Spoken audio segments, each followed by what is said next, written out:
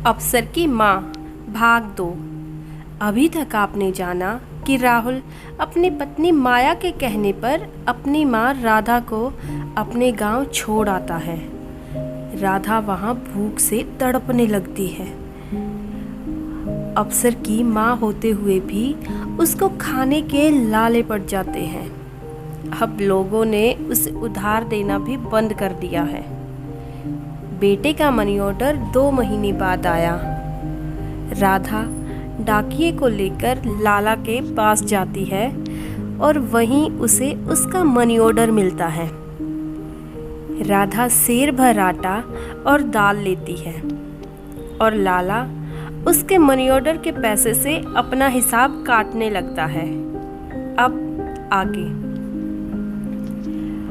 50 रुपए का आटा और दाल के 20 रुपए, कुल हुए 70 रुपए और पिछले 220 रुपए मिला के हो गए 290 और 50 रुपए खुले किए कुल मिलाकर हुए 340। मैंने तो सेर भर आटा लिया था लाला जी, उसके 220 रुपए। लेने वाले को याद रहे ना रहे, लेकिन देने वाले को सब याद रहता है। तुम दोबारा लेकर गई थी, दाल और मिर्च मसाला अलग। दूसरी बार दिया कहाँ था लाला जी? मैं तेल डलवाने के लिए लेकर आई थी। तुमने तेल के लिए भी मना कर दिया था। उस दिन से आज तक मैं अंधेरे में ही बैठी हूँ। अच्छा किया तुमने याद दिलवा दिया। मैं तो 1 बोतल घासलेट के पैसे भूल ही गया था। 340 और 50 मिलाकर हो गए 390 और मेरे बेटे ने दूध के 170 रुपए दुकान के खाते में लिखवा रखे हैं। तुमने अभी तक दूध के पैसे भी कहाँ दिए हैं? कुल मिलाकर हुए 560 रुपए।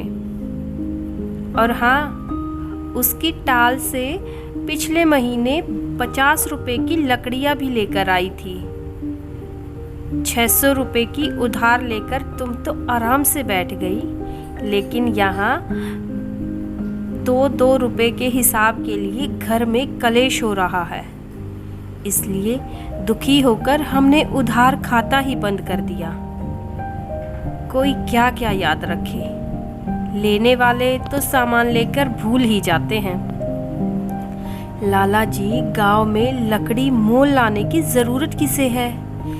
मैं कभी किसी के खेत में जाती हूँ तो चूल्हा जलाने के लिए लकड़ी बिन लाती हूँ। वैसे मेरे घर में आग जलती ही कितनी है। देखो राधा, हम कोई बड़े व्यापारी नहीं हैं। अपना पेट तन काट कर और बाजार में पहले रोकड़ा देकर सामान लाते हैं।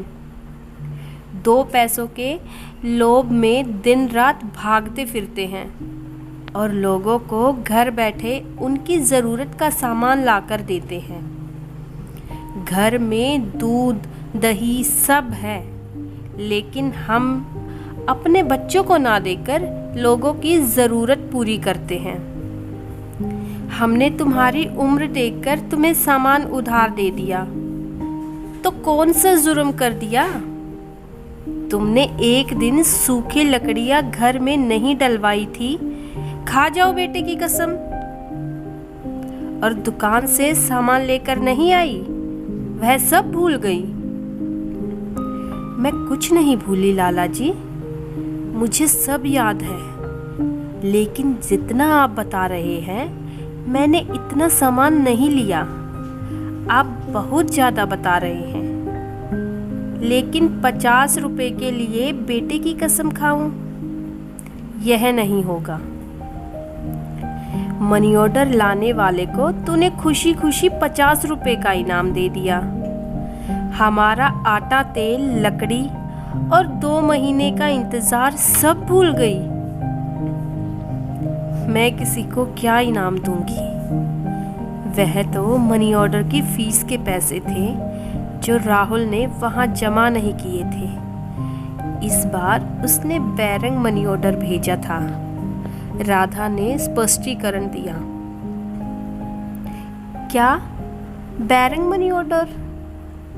लाला जी, उसने बताया था कि राहुल ने वहाँ फीस जमा नहीं कराई थी, इसलिए सरकारी फीस मुझसे वसूल की गई है।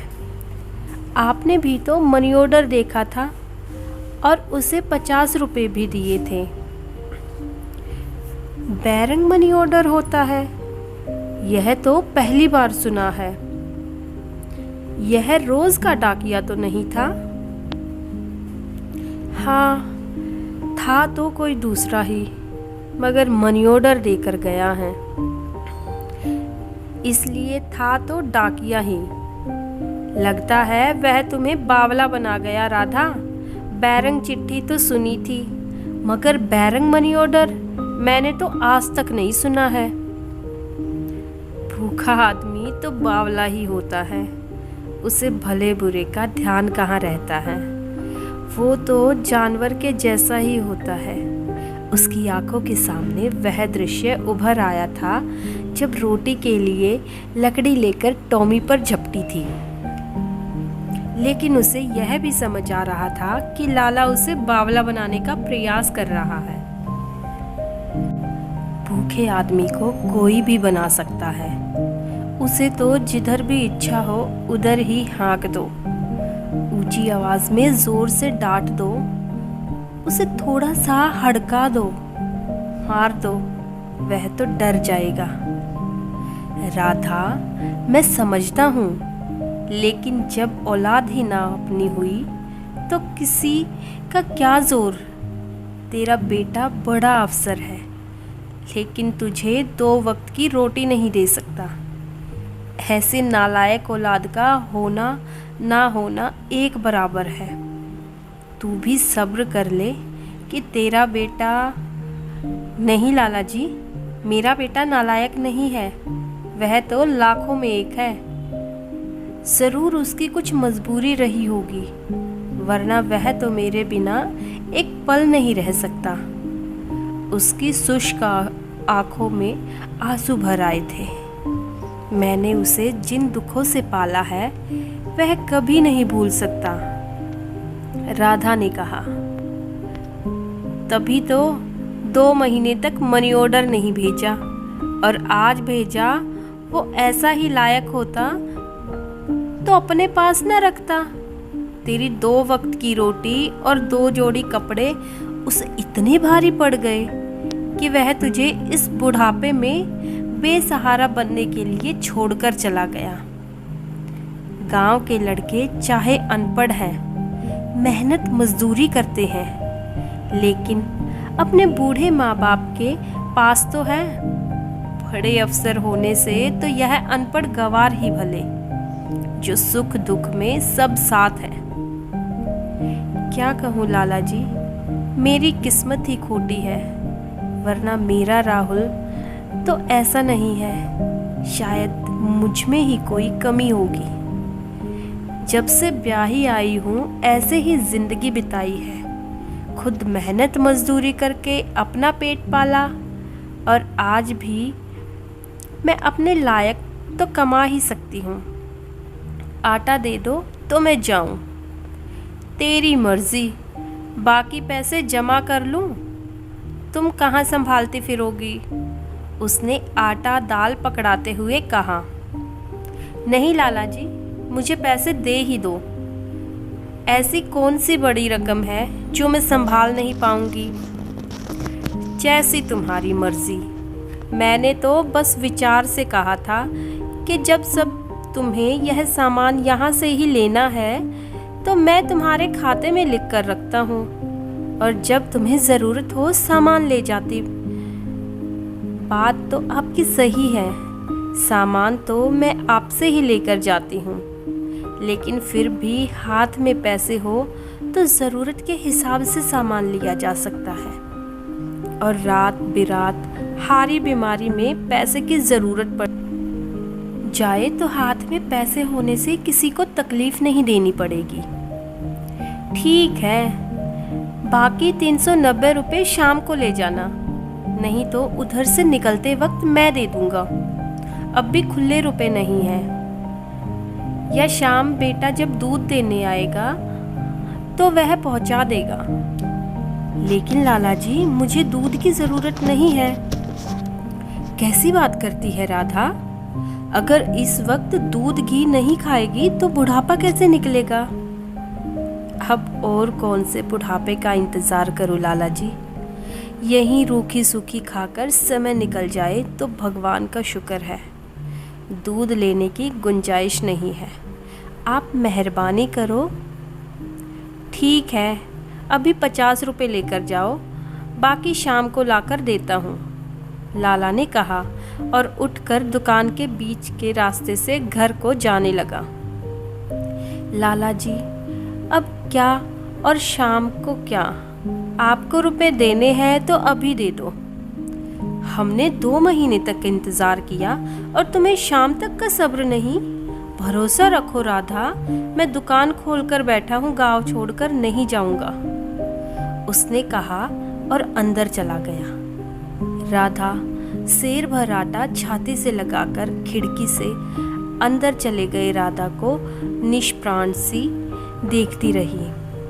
दोपहर का सूर्य अपने प्रचंड रूप में तप रहा था, जिसके ताप से दूर दूर तक का मैदान अग्नि तरंगों से कपकपाता सा प्रतीत हो रहा था।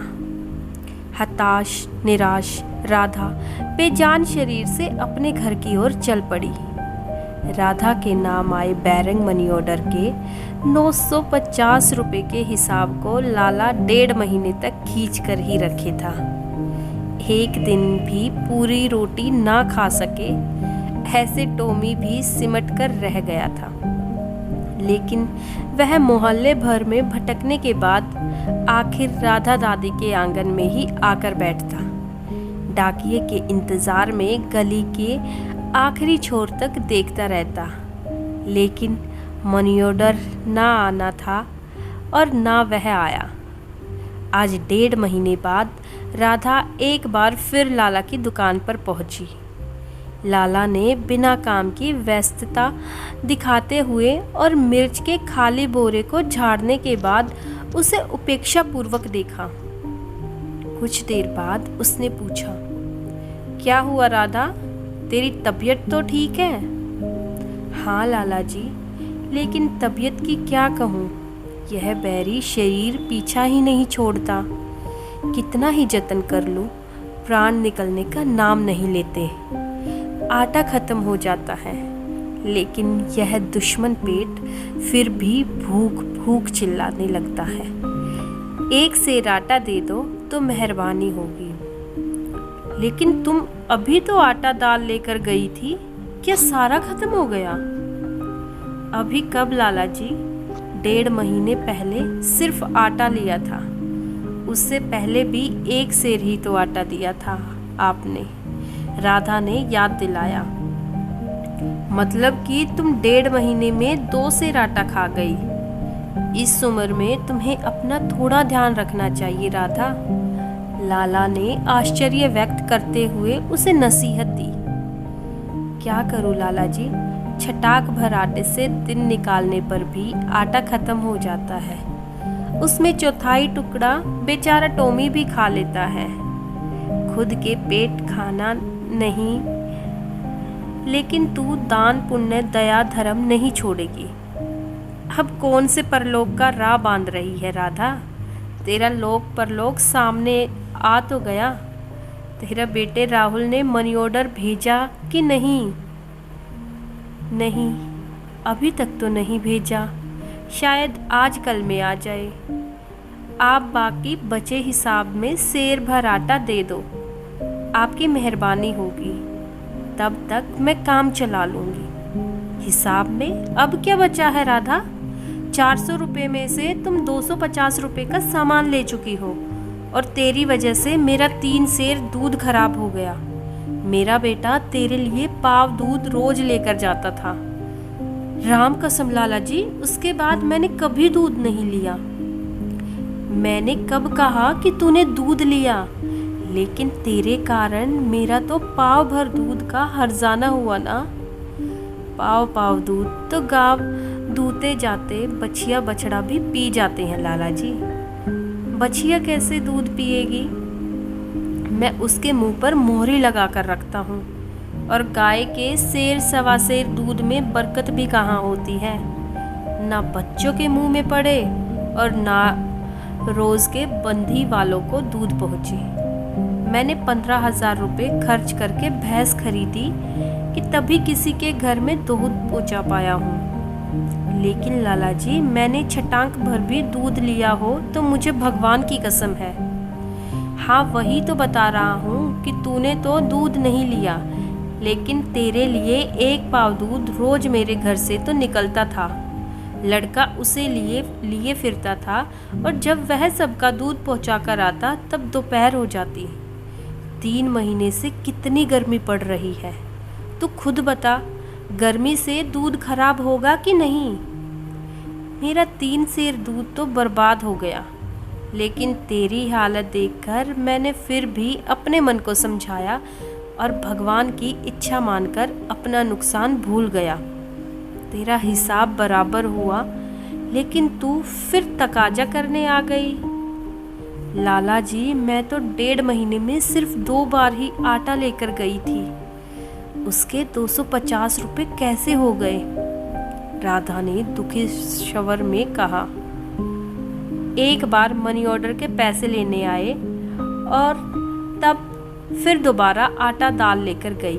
50 रुपये का आटा और 20 रुपये की दाल। 70 और 70 हुए 140 और 70 हुए 210। एक बार तो मटर और दूसरी बार गोभी भी ले गई थी। 20 और 20 हुए 40, तो 250 रुपये हुए कि नहीं? लाला जी, आप खुद 2 वक्त के आटे दाल का हिसाब बता रहे हैं, फिर तीसरी बार कैसे जुड़ गया? और दाल तो आपने पहली बार ही दी थी, तीसरी बार तो मैं अब आई हूँ, वही तो तीसरी बार के हिसाब में जोड़ा है। राधा, मैं गांव में दुकान खोलकर बैठा हूँ, ऐसे बेईमानी करने लगा तो कौन मेरी दुकान पर आएगा? लेकिन लाला जी, गोभी, मटर, आलू, प्याज, टमाटर तो मैंने साल भर से कभी सपने में भी नहीं देखे। खाने की बात तो बहुत दूर रही। मैं तो बिना नमक की रोटी खाकर दिन काट रही हूँ। उसने दर्द भरे स्वर में कहा। हरे राम राम। उसने कानों को हाथ लगा। क्षण भर बाद फिर बोला, चल तेरी बात मान लूँ कि मैं झूठ बोल रहा हूँ, लेकिन वही खाता तो झूठ नहीं हो सकता ना।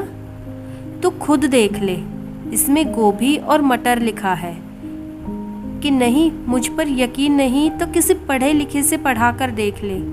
मैं भी बाल बच्चेदार आदमी हूँ, आस औलाद मेरी भी है। मैं 4 पैसे के लिए अपना ईमान क्यों बिगाड़ लूँगा? आखिर मुझे भी भगवान को जान देनी है।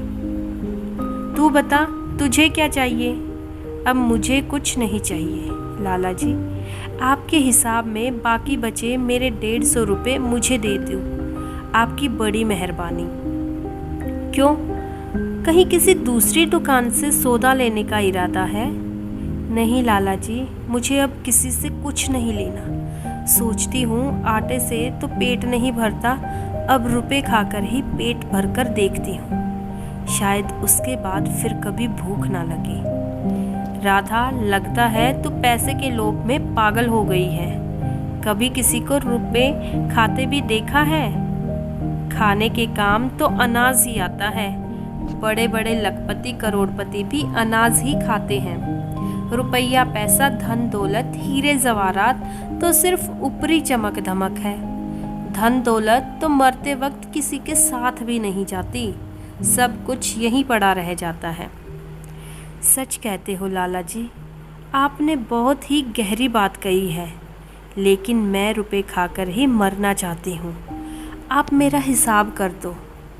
ठीक है राधा, अगर तेरी यही इच्छा है तो ये ले 50 रुपये, बाकी 100 रुपये खुले आने पर मैं तेरे घर पहुंचा दूंगा, नहीं तो शाम तक बेटे के हाथ भिजवा दूंगा।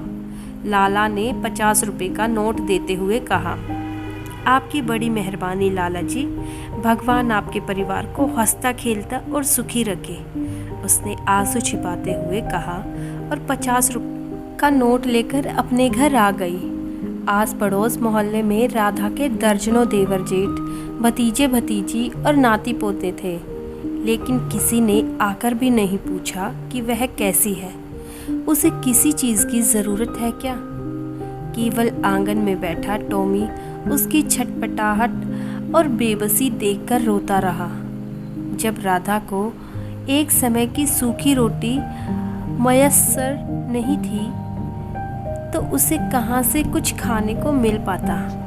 राधा को वे दिन याद आ गए जब 5 साल की उम्र में राहुल के पिता उसे अनाथ बेसहारा छोड़कर भगवान को प्यारा हो गया था।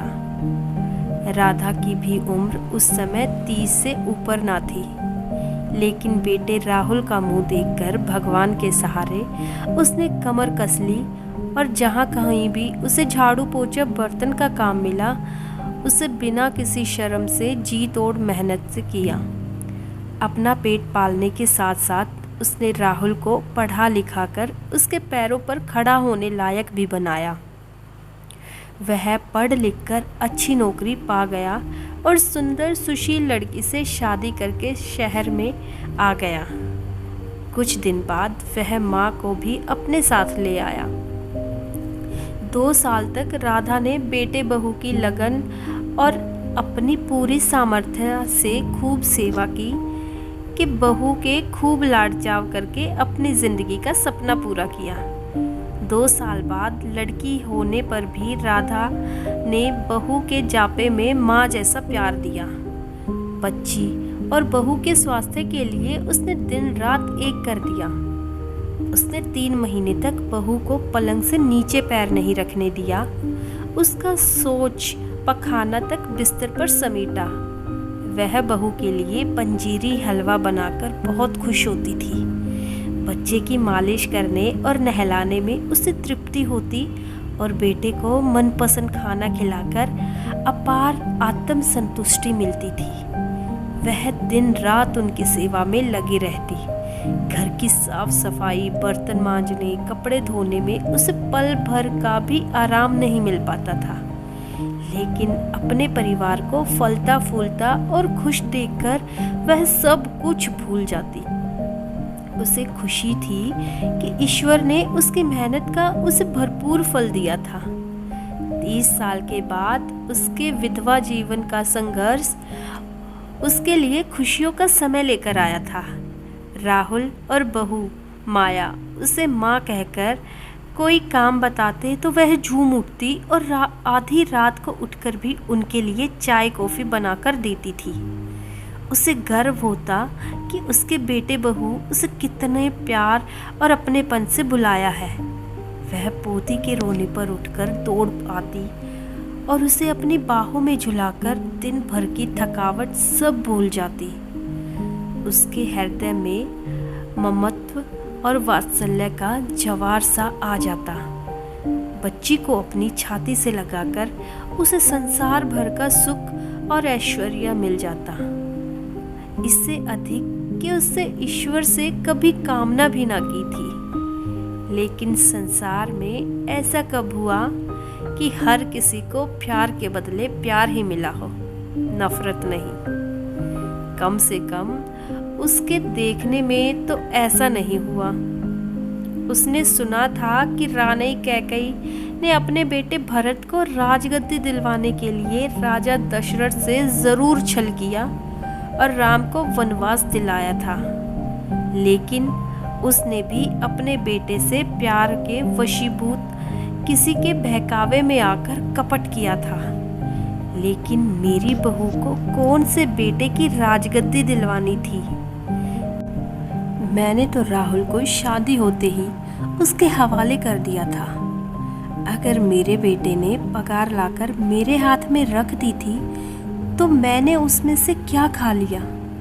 उसी समय तो सारी रकम झोली पसार कर बहू को सुपुर्द कर दी।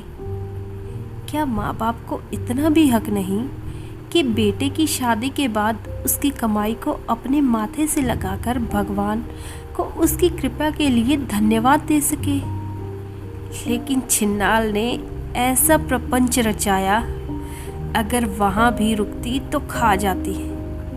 बैंक की सील बंद गड्डी में से 1000 रुपये गायब हो जाना किसी जादू से कम ना था। लेकिन राहुल की अकल पर कैसे पत्थर पड़ गए। वह तो सब जानता था कि सील बंद गड्डी में से सिर्फ 1000 रुपये ही कैसे गायब हो सकते हैं। आंखें नीची करके बात को सच मान लिया और चुपचाप अपने दफ्तर चला गया। ऐसे सुपूत से क्या उम्मीद करूं कि वह मुझे प्यार और श्रद्धा से अपने साथ लेकर आया होगा। जितने दिन मैं नौकरानी की तरह उनकी सेवा करती रही, उसने अपने साथ रखा, और जब उनका काम में निकल गया तो बहकावे से गांव में छोड़ दिया।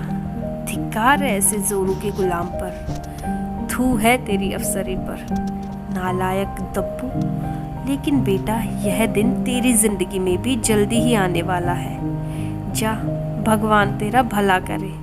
तू दूधो नहाए, पूतो फले। तेरे घर में भी तेरे जैसा ही श्रवण कुमार पैदा हो, तुझे पलकों की छाव में रखे। मैं अब तेरे पास कभी नहीं आऊंगी और ना यहाँ किसी के सामने हाथ फैलाऊंगी। मरते मर जाऊंगी, लेकिन हार नहीं मानूंगी। मैं तो तेरी इज्जत आबरू के लिए यहाँ पड़ी थी, लेकिन आज भी मुझ में इतनी हिम्मत और हौसला है कि मैं पूरे परिवार का पेट पाल सकती हूँ। जा बेटा, मैंने तुझे मात्र ऋण से मुक्त किया। अब मैं अपने ढंग से और सिर्फ अपने लिए जीऊंगी। क्या करूंगी, कहाँ रहूंगी, तुझे कभी पता ना चल पाएगा। राहुल, तू आखिर तक माँ की सूरत ना देख पाएगा। उसकी आंखों से आंसू और गले से हिचकी निकल पड़ी। तू अपनी घरवाली के कहे में चलना और खुश रहना। माँ का क्या, माँ तो जन्म देने और दूध पिलाकर पालने पोसने तक ही काम आती है। घरवाली का तो जन्म जन्म का नाता और आखिरी सांस तक का साथ होता है। तो अपना गृहस्थ धर्म निभा और फेरों के समय दिए वचन का तन मन से पालन करना। आज के बाद इस अभागी माँ को कभी भी याद मत करना। भूल जाना कि माँ ने किन किन हालातों में तुझे पाल पोसकर साहब बनने लायक बनाया था। तू खूब तरक्की करके सबसे बड़ा अफसर बनना और अपने बीवी बच्चों को खूब खुश रखना। भगवान तुझे, तेरे परिवार को सुखी और सलामत रखे। सोचते सोचते उसकी आंखों से बहते पानी ने आंसुओं का रूप ले लिया था। आज मिले 50 के नोट को उसने अपने पल्लू में मजबूती से बांधा और एक झटके से उठकर कोने में रखी लकड़ी के संदूक के पास आ गई। लाला से पहली बार मिले 50 के नोट को लाल कपड़े में बांधकर संदूक में पति के और अपने कुछ नए पुराने कपड़ों के बीच छुपाकर रख दिया था। आंसू भरी आंखों तथा नाक से बहते पानी को पोंछ कपड़ों के बीच देखने लगी, लेकिन कपड़े का छोटा सा लाल टुकड़ा उस संदूक में नहीं मिला। 3-4 बार कपड़े उलट पुलट करने के बाद वह निराश सी सिर पकड़कर बैठ गई। कुछ देर सोचने के बाद वह एक बार फिर आंखें पोंछकर उठी और एक एक कपड़ा निकालकर झटकाने लगी। छोटा सा लाल कपड़ा कुर्ते की जेब में घुस गया था। उसने धड़कते दिल से कपड़ा निकाल कर देखा तो उसमें नोट बंद होने का आभास पाकर वह आश्वस्त हुई और कपड़ा खोलकर नोट निकाला। उसने पल्लू में बंधा नोट और लाल कपड़ा खोलकर निकाला, फिर दोनों नोटों को एक साथ बांध लिया। राधा बेटे के कारनामों और लाला की बेईमानी से तंग आकर क्या कदम उठाएगी, जानेंगे अगले भाग में। दोस्तों, अगर आपको मेरी आज की वीडियो पसंद आई हो तो वीडियो को लाइक, शेयर और कमेंट ज़रूर कीजिए। और अगर आपने चैनल को अभी तक सब्सक्राइब नहीं किया है तो चैनल को जाके सब्सक्राइब ज़रूर कीजिए। Thanks for watching.